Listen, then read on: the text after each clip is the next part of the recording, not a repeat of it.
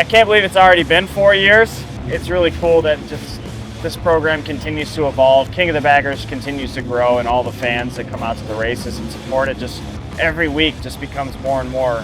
And the racing is one thing, but I mean, all of the opportunities to work with the motor company and developing new product, and like the CVO ST that came out earlier this year that was based off of racing.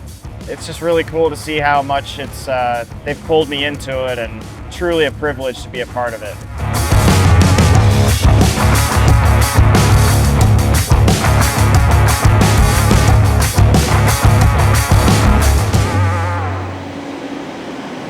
We're out here at Laguna Seca, King of the Baggers, round 6 of 9 on the 2024 season, and yeah, we're in this championship fight.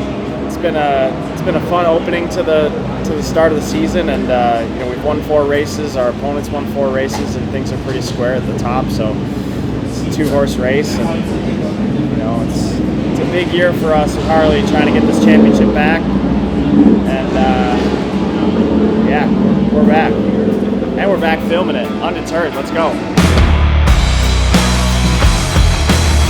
Yeah, when I first got the call to ride for Harley, I truly didn't know what that would mean. I certainly hoped that it could turn into something really cool, and but at the time it was like, yeah, we're kind of dabbling in this, and we're gonna see what see if we can do something for this year. And yeah, it's been a really cool journey from day one, and being able to be a part of this since day one and see how much it's progressed, kind of have that whole history is really cool.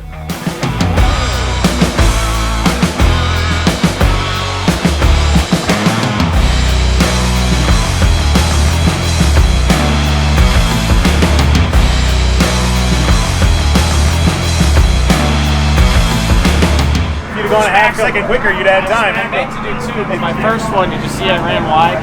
11? No, I didn't check that. You didn't see that. Well, I overcooked 11 on my second to last lap. I did like a 30.0. Yeah, I saw that. So then I didn't know what lap time I was going to get, because I knew I was doing good splits, but my predicted was only showing 29.3 because it was based on me losing half a second over here.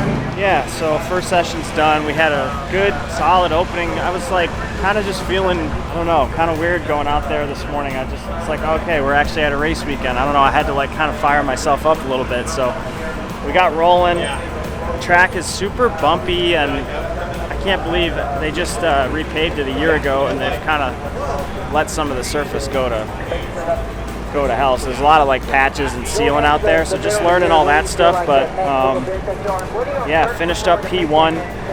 Went just a few tenths off of what we did last year. So that's a huge positive to start the day. And I think there's a lot more in it. So we're gonna go to work on the settings, see what we can do to get the thing a little bit more stable, and go out this afternoon.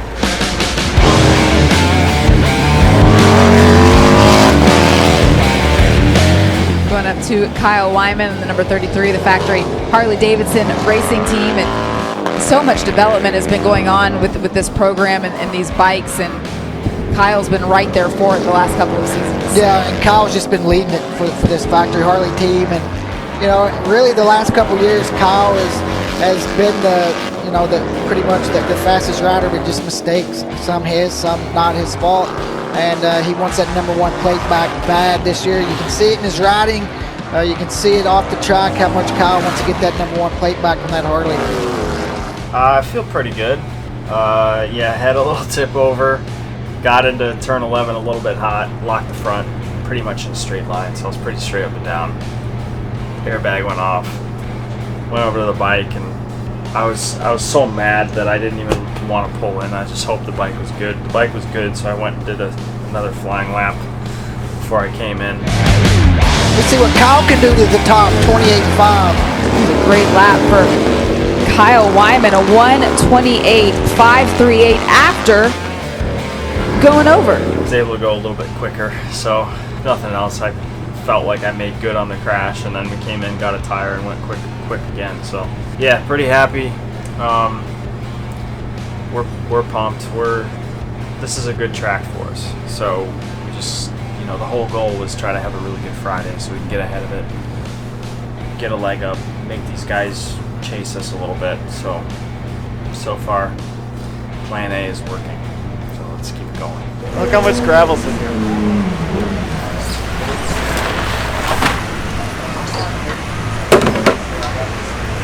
Going on, Luke? Fast lap, I guess. Pretty good. Did that help you get into turn 2 or what? Yeah, awesome.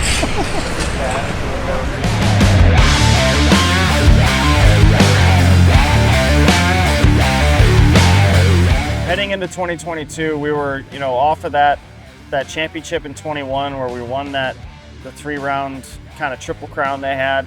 My goal was always to win championships every year, and as we continued, year after year, we have kind of missed out on that the last 2 years. So for me, 2021 feels like ages ago when we won that title, and I feel like if we can win it this year, it'll feel like our first title, just because 9 rounds, 18 races compared to 3 races in the first year. It's everything we're chasing.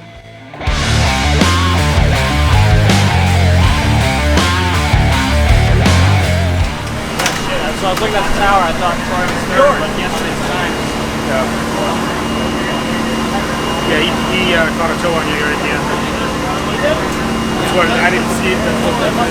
I think having a number 1 plate on a Harley is kind of, it's like that mystical thing in it, having that special, Willie G design number 1 on a bike. I don't think you can replicate that. I think for Kyle it did a huge amount for him. It made him realise all the work that he's put in through the years is more than worth it, and finally gives him the opportunity to take everything he's done even further. It was spectacular to see it.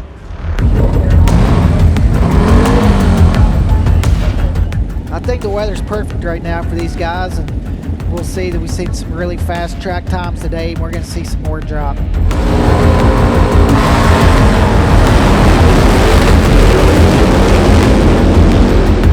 We are underway here. We saw those lights up in the screen. Kyle Wyman, our pole sitter, leading the rest of the field, but Bobby Fong didn't make his way out there for the start, Roger.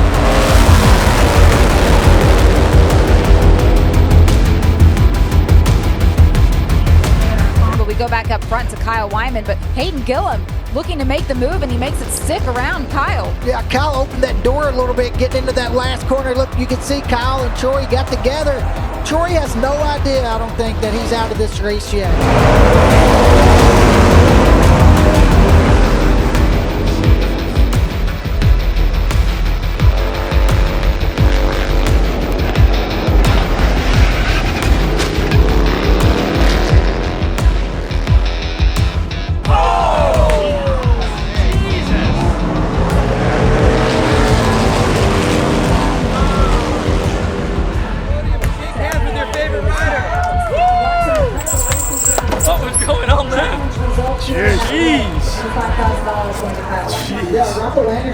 Good luck.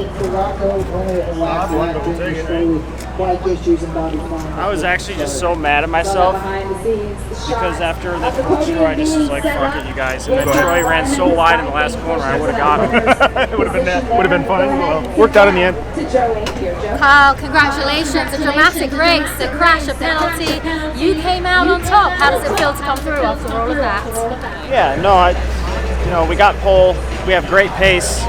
I was hoping to just kind of get away at the challenge like I've done here, I think every time we've done one here. I made a little mistake on the second lap and let Hayden close the gap, and he was able to make a late move on me into 11, and that really shuffled things up. We got some contact with some riders, and honestly on that last lap I was just chilling. I was like, you guys want the money more than me. I want the championship, so you guys go after it. And I probably could have got him to the line, but it didn't matter anyway because Troy had a jump start. So we'll take a little gift every once in a while. Got some money. See if we can get some points this afternoon. Yeah, I mean, having Travis as my first teammate and carrying that through 2022, 2023 was really special for our whole family.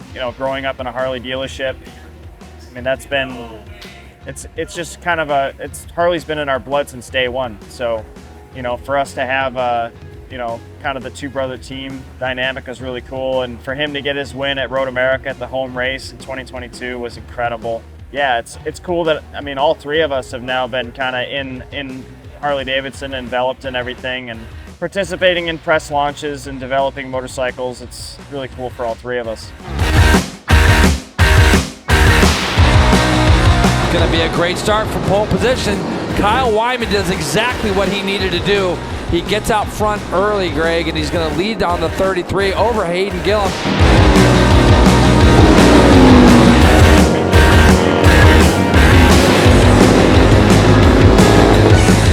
But it's all about this guy right now, Kyle Wyman. He came here in dominating fashion. He's been fast all weekend.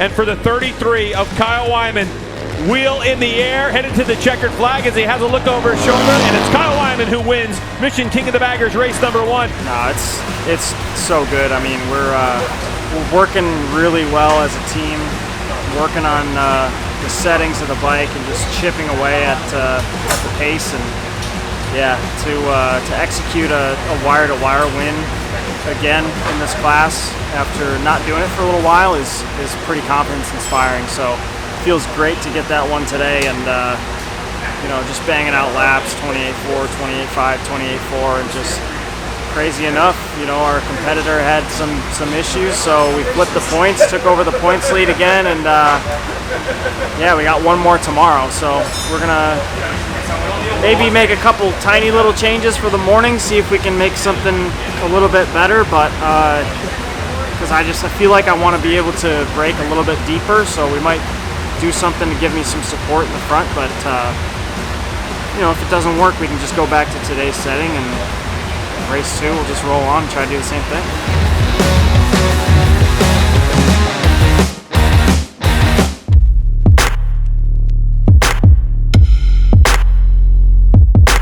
At the end of the 2021 season, when I was racing Superbike and Baggers, still had my team going. For 2022, I shut down KWR and focused 100% on the King of the Baggers program. And I kind of wondered if that was going to be it for KWR, you know, for forever, if I'm going to be with Harley the rest of my career. But, you know, going into the 2024 season, you know, we've all been watching this Super Hooligan National Championship grow. Having a Harley-Davidson Pan America, the adventure bike, as a legal entrant into that class, it only kind of made sense to try to expand Harley's footprint in racing. And yeah, we brought KWR back to life. We've got my brother Cody, as well as Hayden Schultz, 2 awesome riders that bring a lot to the table. And yeah, it's kind of cool to be team owner, team manager type situation. It was really cool at the Ridge because you know, we didn't have Baggers racing that weekend, so I could just focus on the Hooligan team, and we got our 1-2 finish on Saturday in the wet, which is really cool and kind of a sign that we're doing things that we should be doing, you know, like when things go well, it's just an encouragement to keep going. So for the rest of the year, every Hooligan round, I'm also racing Baggers, so obviously I'm focused on, you know, doing my job and trying to bring this championship home, but definitely keeping an eye on my boys over at KWR.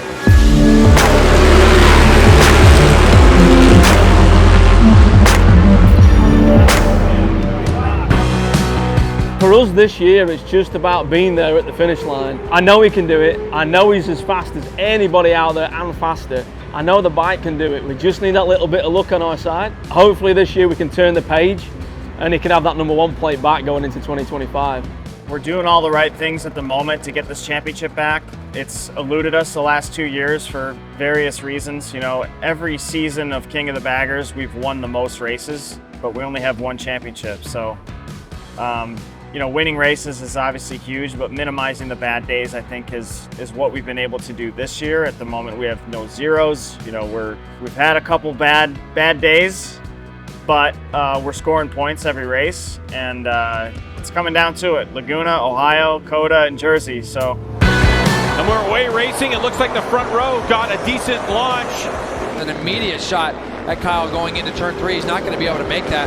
Kyle does such a really nice job of handling the corner speed on this Harley.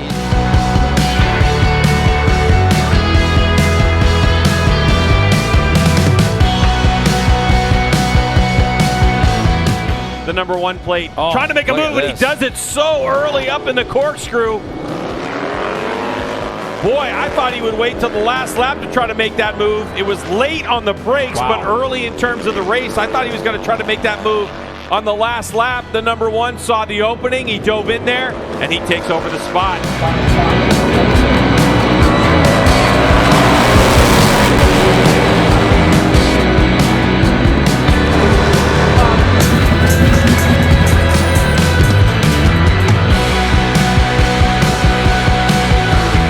I mean, to come into the weekend down 13 points in the championship and to leave the weekend 14-point lead, it's that's a huge shift. Definitely did our job this weekend. Had a great Friday, great Saturday, controlled the pace for the win. Today's race could have been better. I could have done a little bit better job getting up to speed in the beginning part of the race and trying to get away, but Hayden really wanted that one, so for me to just kind of settle in and take a second place is not such a bad thing. So yeah, overall, super happy to regain the points lead.